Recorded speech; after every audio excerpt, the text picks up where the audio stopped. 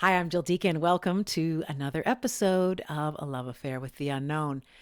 I have done a lot of improv in my life, performance comedy where everything is made up on the spot, no scripts. It is one of my favorite art forms, no surprise, as it is all about what becomes possible when we let go of control.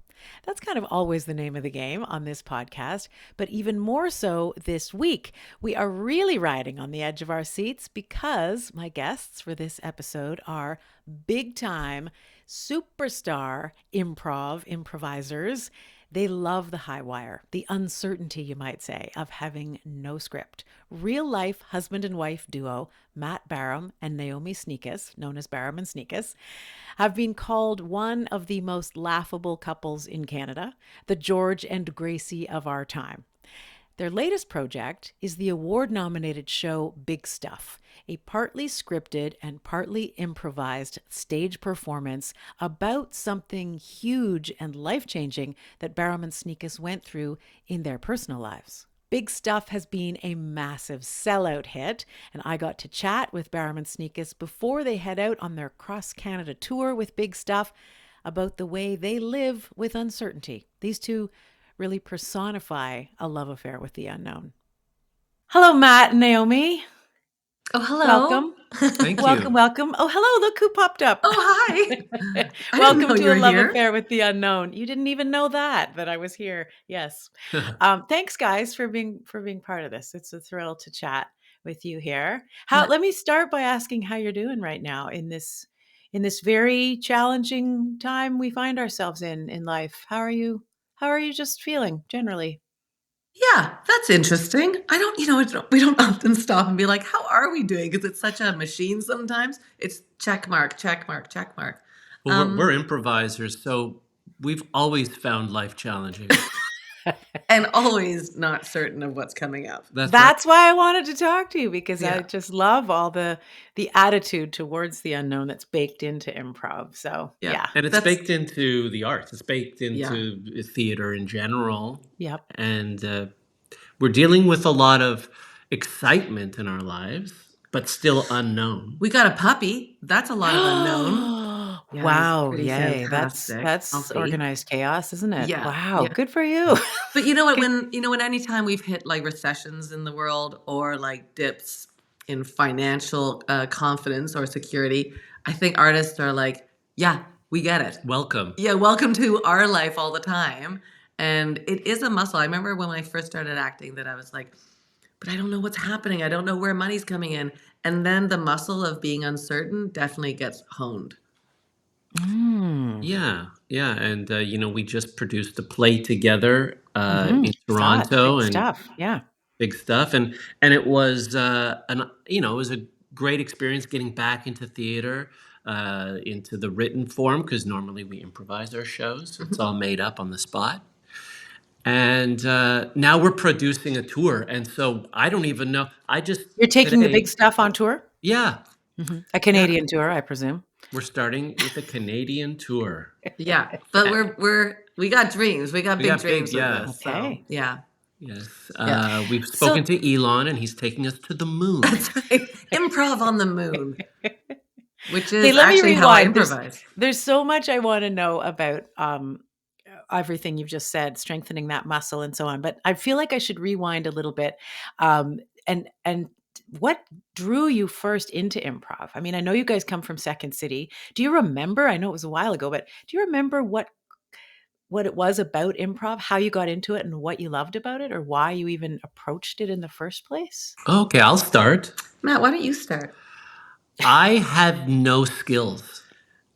So when I was in whatsoever, I learned very, very early in life that I wasn't going to be on the football team, and I wasn't going to necessarily be the smartest guy in my class. Although it really helps to be a brain in improv, to know your stuff. But it was my way in to a community in junior high. I found my people, and we would do lunchtime improvisation guided by my teacher, Anne Ryan. And without her, I would have gotten involved. And then I was raised in Edmonton, That's uh, okay. which I love. I love the Edmonton-ness of me.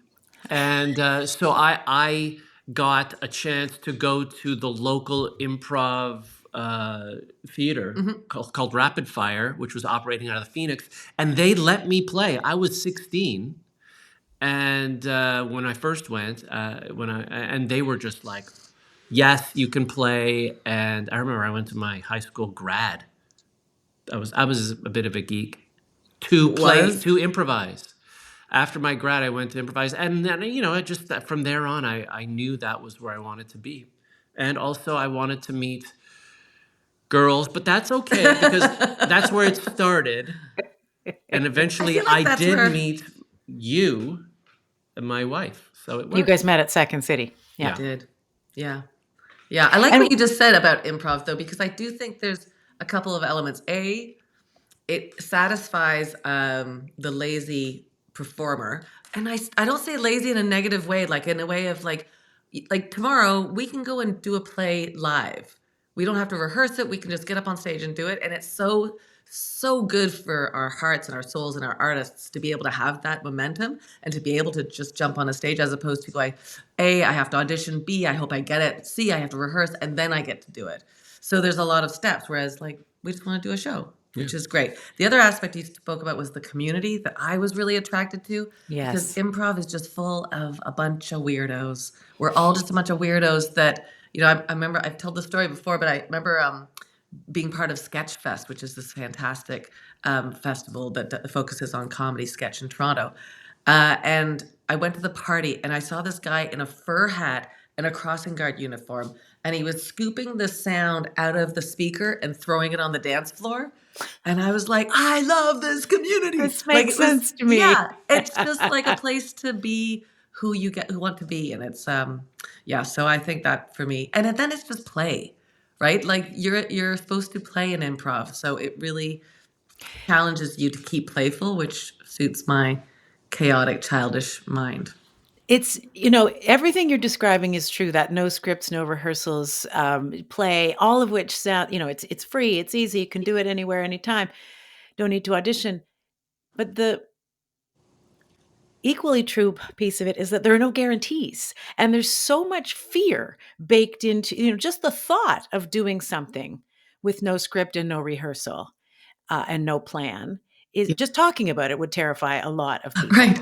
So there's definitely something in both of you, and I'm included in this, as live broadcasting, Absolutely. comes with that Mhm. too. I have my own minor background compared to you guys in improv, but I get it too. But asking you about what it is for you, that a comfort with fear that you must have, because or a reframing of fear, or a reframing of what it means to, air quotes, fail or fall on your face. I feel like doing improv, even just a fun workshop class for the first time, is a bit of a training in resilience, in learning that, oops, see, I didn't do that very well, but no harm, no foul. I can get up and try again. But tell me about your ability to face down that, which is what holds other people back from something that is otherwise playful and fun. Well, Hmm. do you have something? Well, I love the discussion of fear because I think everybody faces fear in different ways, right? So if you asked me to, I don't know, do public speaking, I would find that really fearful. You But would? yeah, because it's a Oh different yeah, muscle. I've seen you up there without Okay. a morsel of sweat, with No, no lots of sweat, no no saliva, saliva. no just Yeah. not a drop of I get saliva. so nervous. I mean, I've gotten Really? better over the years because I do more public speaking now. But I think that when you say fear, like it's all muscles. If you told somebody that's scared of improvising, you're going to improvise every day for 6 days a week. And every day you have a show, no matter what, if it's a bad show or a good show, you're going to get back up and do it again tomorrow, which is what Second City was for us. So that fear, you work it out. If you told me that, like there's certain jobs that I'm like, I'd be terrified. Talk to me about taxes, terrified. Oh, yeah. Whereas accountants are like, that's not scary to me. It's exciting. That, yeah, they actually find it exciting. So I don't know. I think that fear is in the eye of the beholder. Yeah, for me, it's like I have a bad memory. So I forget how I fail most of the time. I remind you, and that's what And that's marriage what's so good That's about marriage. speaking. It's marriage. yeah, But so also you perhaps fear that you'd forget your lines if they were something scripted yes, and rehearsed that But you'd need to hold very on good. to? right, That's but here's exactly it for me. The lines. Here's the interesting thing is when we did this show, we haven't done a play. We haven't written a play and performed a play for I don't know how many years, me more than you. And we were like, why are we doing this? We could just improvise. It would be so much easier to just do a 1 hour play improvised because we know that It's what we muscle. do all the time. So the challenge of writing a play, memorizing the lines and performing it night after night was a whole different muscle that we were terrified. It Yeah, was the hardest because thing we've ever done, really. yeah, with a written play, there's a lot of people you can let down. But with an improvised play, you're only letting down yourself. Hmm. So, and no one really like. I guess the bar is dropped Where with for an improv? improvised The play. audience does understand, right? We're in a contract.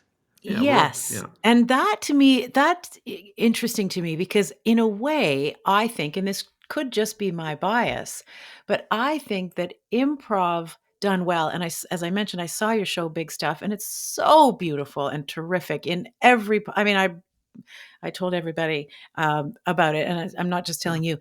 Uh, and it was a balance. You did have some improv Yeah. in there, of course. Mhm. You spontaneously take cues and things from the audience and engage with people about various reflections and stories that they have about their own, um, material possessions that are reminders of people they loved. But there's something about the high wire unknown uncertainty contract, as you say, with the between audience and performer when it's improvised, that it feels like it makes the result when it works, and because you guys are such pros, it always works, but even for the amateurs, it It sometimes doesn't. works. It Okay, doesn't. but well, Okay. I've only ever seen when it always works with you. But anyhow, I think it's better. I think the laughs are better. The connection Yeah. is better. The like the thrill of you did it. You landed something that you extracted from the thin air. Yeah. There's something, Mhm. and I love that as sort of a metaphor for, uncertainty does hold all the possibility. So talk to me about that difference because I know you've done stand up and you had some scripted aspects to the show Big Stuff, and you also had these improvised bits and you've done your own improv. Like, do you agree with that there's just something extra sensational about improv? It's like that uncertainty allows for unforgettable performance magic in a Hmm. way that sometimes scripted stand up can't? Mhm. Well, I mean, you're talking about one of the other favorite things for me with improv, and I think I'll speak for you. You know what? I'll just speak for you. Is that okay? Should I just go You might. or You can just go. okay? So, but just the collaboration with the audience, like that was so important for us when we created Big Stuff that there was that aspect because it doesn't become a presentation. When you see a play, it's a presentation. There very rarely do you have like an involvement of the audience unless you're seeing something like the Kink in My Hair, which was so audience involved regardless. But for us, it was such a pleasure to have the audience as part of this story. So by the end of the show, the audience leaves going, well, that was us. That was the DNA of the day. Yes. And it only happens because of the chemistry in that room at that time, which is improv forever. So if the audience is with us, I mean, we can create something really magical together. Yeah, exactly. It's a collective creation, and so since there's that ownership piece with the audience, it's like I was part of that, making that happen, or I was Mhm. here when there isn't going to be another audience that sees Yeah, that yeah, that's That's exciting. right. Your moment. show, I Yeah, saw it and somebody else saw it 2 days later, and we literally saw different shows. yeah. I mean, with the same underpinnings and the same conceit, which maybe we should even talk about that for people who aren't familiar with Big Stuff. And because I guess I can segue into the way that humor and improv and comedy helped you deal with hard things, because Big Stuff, I'll let you explain this more, but was sort of the reaction to or response, a creative response to a grief and loss for you as the last of your your two sets of parents died. Tell me a bit more about Big Stuff and its genesis. Sure. I mean, about 5 years ago, the last of our parents passed away, and uh, when that happened, we realized there was a big hole in our lives, and what was ending up replacing that hole was all of the stuff they left behind. The big hole was full of like stuff. And we didn't know what to do with it. And Naomi and I had vastly different responses to that. I wanted to get rid of it all. And I want to keep every single thing. And that's where we had this idea through the help of Kat Sandler, our director and co-creator. And in fact, Kat's the one who insisted on keeping improvisation in it. We found our relationship with improvisation being so ephemeral was let's write something and have stuff, tangible stuff we can carry with us. And she was like, no, the improv stuff is what makes it, you'll never write a joke that will match an improvised moment. And it's good to have both. And she was able to help us marry all of that together. And it did act as a bit of a memoir for not only our relationship, but a commemoration of our parents at the same time. And then we thought, well, we need to allow the audience space to tell us in reciprocation their stories. And so we came up with the idea of the audience writing down on a little card when you come in, what is something in your home that reminds you of someone? And we left it a bit open-ended. We didn't want to focus on loss, but a lot of people did instinctually. And we collect those cards, and at certain moments in the play, we draw from a little box called Your Stuff. And we read them out loud and ask who wrote Ashtray. 6 people put their hands up, and we choose one of them because there's a lot of ashtrays. A lot of ashtrays that hold memories. Not a lot of smokers, but a lot of ashtrays. Well, not anymore. Okay. Anyway, so God. that got dark. Yeah, classic. We didn't get Ashtray a lot. We did not. No. But yeah. The night I was there was a platter. I think it was I can't remember if it was a turkey platter or some kind of platter. That I remember the platter. Oh, yeah. You know what? Every night was so different, and as Matt said, like it becomes like something that is ours. Like it does with those stories. And as you said, like one night is different from the other. One night somebody was talking about. They were just saying something about their mother and how it was a blanket or something that they reminded them of their mother. Like a and their shawl? mother used to sing to them. And I was like, what was the song? And she sang it to us. Oh, that. Like it was really beautiful. It was a Persian song. And, and that's another cool thing about the experience is that there's just so much universality in the story of loss and of grief and how we remember our parents, and it's not just our story. It's something we get to share with a diverse. So room of how people. did the process of both making that piece that's ultimately is a bit of a tribute and a memory keeper of your parents, but also how did the process of making it and then going through that collective shared experiences with the communities and the audience members who came to see it, how did that impact your own processing of grief and the hardships of navigating that very challenging and unpredictable time? I don't think you ever stop processing grief. Having gone through it with our parents, then it's different from anybody else's grief. I'll never say, like what you need to do is 3 steps to getting through grief. There's no such thing. Somebody might process it differently than another. But for us, like, I don't know, for going through the play every night, it was really nice to spend that time with our parents. Like it felt like we were sort of hanging out, and then B, like that is the last of a lot of my family. So being able to share stories with a room full of people so that like people still come up to me and say, oh, what phrase we always use now is "isn't life exciting," which is something my father said. Or like jazz will play and they'll say, oh, I was thinking about your father the other day because jazz was playing. And those are people that are now part of my heart because they have that kind of connection. I'm really it's a real, it's such a pleasure to share stories of people that you love. And when you don't have a lot of people to share those stories with in your family, it's so great to meet a bunch of strangers that are equally interested in that. Yeah, I think we experience loss quite differently. I tend to mask my feelings about it, and I think the process of creating this show really made me face a lot of it that I didn't realize I was going. I didn't realize I was going to be processing it in this way. I thought I was going to be doing a really funny show about how my wife is a hoarder. But it's Wait like, a second, that's what you thought it was isn't going to it be? true, everyone? You just How I'm wanted to right and have a she's bunch wrong. of people to go, you're right, Matt. Yeah, You're right, Matt. yeah. And And was it doesn't I actually happen. wrong? Like halfway through the process, I started to. Well, no, halfway through the run, Yeah. I started to realize, oh my God, I wish I hadn't thrown out this needlepoint that my mom made, or more of my father's crazy collages that he Collages. made. Luckily, he doesn't know, but I kept them. I was going to say Naomi won, and she may have secretly hoarded a few things for you.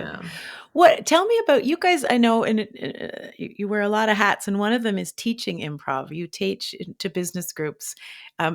Tell me what you see, sort of generally, in terms of the biggest obstacles to getting comfortable with all of this, with being vulnerable, with being unclear about where this goes and how it ends and who says what next. What do you see as a bit of a pattern, I assume, over multiple experiences as generalized, resistance points for people about letting go and being okay with that? I think like a recurring, or at least one recurring thing we see come up a lot is the instinct we all have to want to be interesting. And the desire to be interesting by what we say, and that our thought process, because that is a vulnerable piece of it that can be really frightening. But what I find really forgiving and wonderful about improvisation is that you're not alone. And there's this marvelous saying that Viola Spolin and through the The Second creator of City, improv, really. Yeah. Mhm. and what was said was, you don't have to bring You don't have to a build the whole. cathedral, you just bring a brick.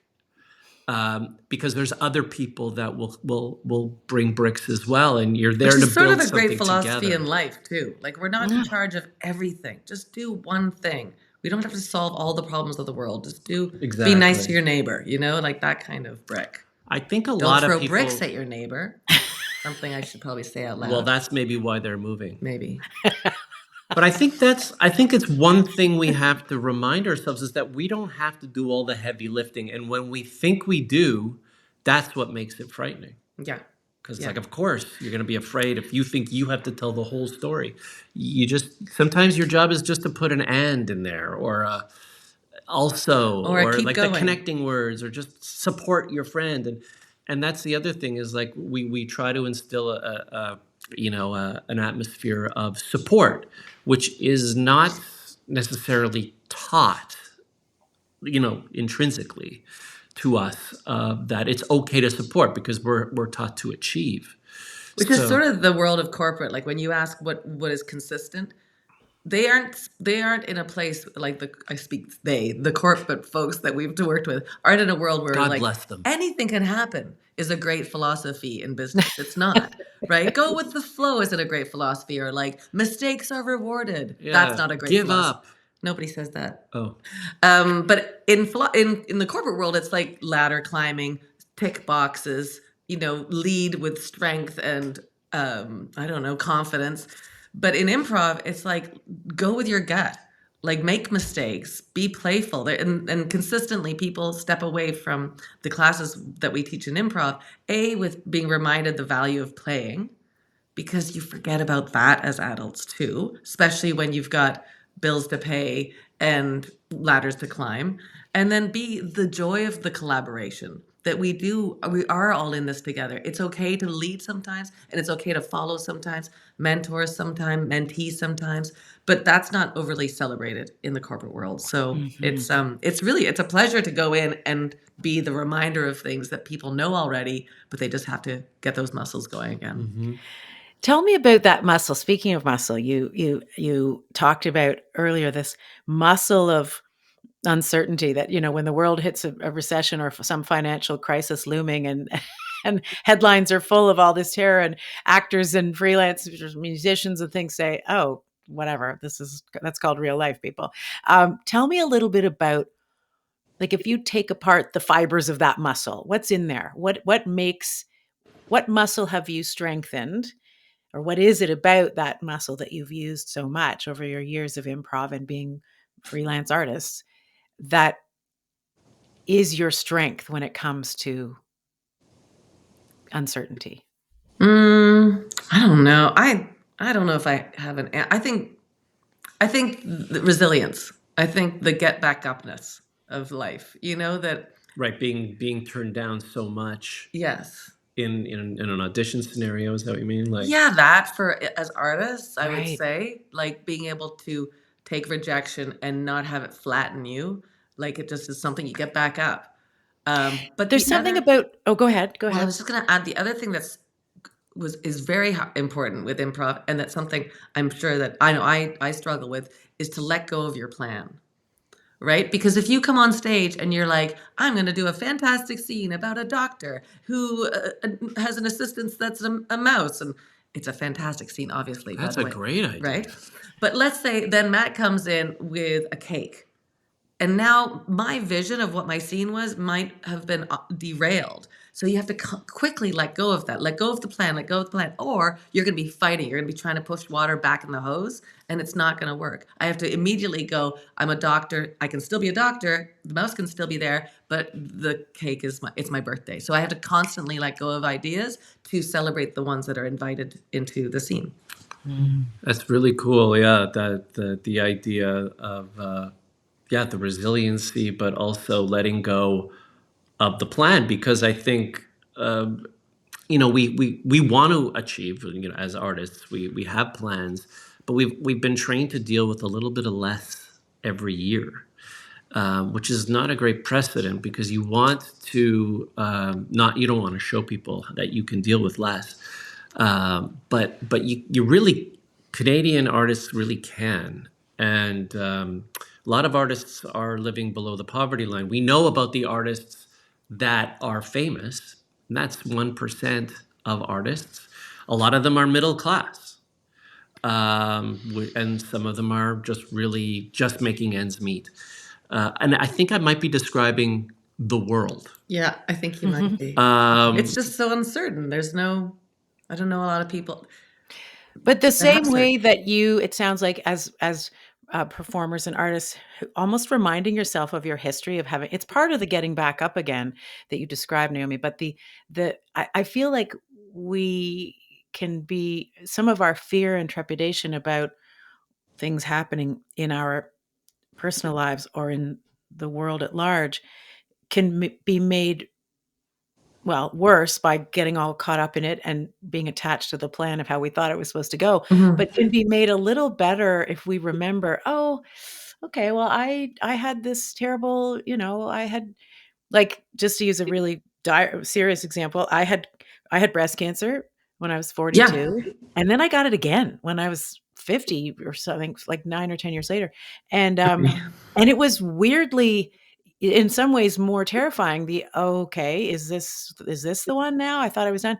But at the same time, it was, "I know how to do this. I've Right. done this. I know I know what chemo's like. I know what the da, da, da." Like, there's just that reminder of, "I did this before. I can do Mhm. it again." And I found it it took me a a bit to get Yeah, of there, course.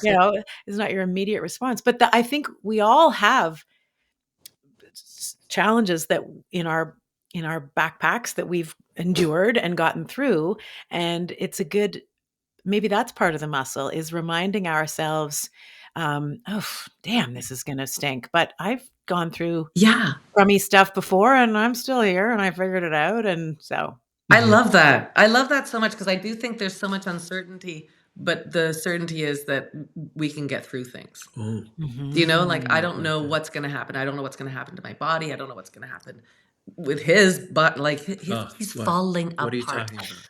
So I don't know what's going to happen with his, but I Is do this how I know find out? we can handle things. You know, we're resilient people and we can handle things. Well, being prepared to be unprepared. Yeah. Yeah.